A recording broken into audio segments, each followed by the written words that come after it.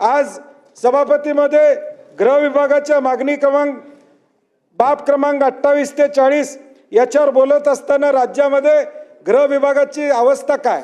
दररोज किमान 6 खून आणि 23 बलात्कार या ठिकाणी होतात।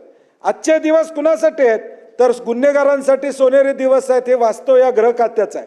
पुणे हे विद्येचं माहेरघर म्हणून ओळखलं जातं।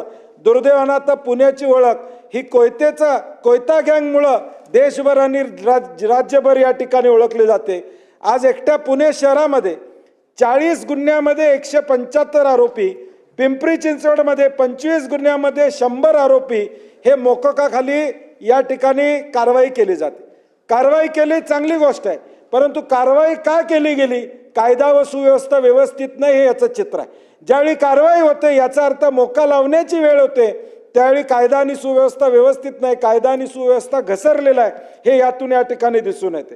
ड्रग्सच्या मध्ये अडकलेला आरोपी नगराध्यक्षाचा उमेदवार या ठिकाणी होतो, एका पक्षामध्ये जातो आणि नगराध्यक्षाचा उमेदवार त्या ठिकाणी होतो। सरकार पुरस्कृत गुंडाराज हे या राज्यामध्ये या ठिकाणी चालू आहे। संतोष देशमुखांची हत्या असेल, संपदा मुंडेंची या ठिकाणी आत्महत्या असेल, गुंड निलेश गयावळ लंडनला जाण्याचा प्रकार असेल किंवा सोमनाथ सूर्यवंशी 28 ते 40 पहिलं बोललो योगेश मी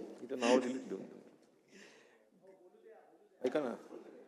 डॉक्टर संपदा मुंडेंची आत्महत्या असेल किंवा सोमनाथ सूर्यवंशींच्या संदर्भामध्ये हायकोर्टाने निर्देश देऊन SIT नेमण्याची वेळ असेल, मग कायदा आणि सुव्यवस्था कशा पद्धतीची आहे हे आपण जाणतो।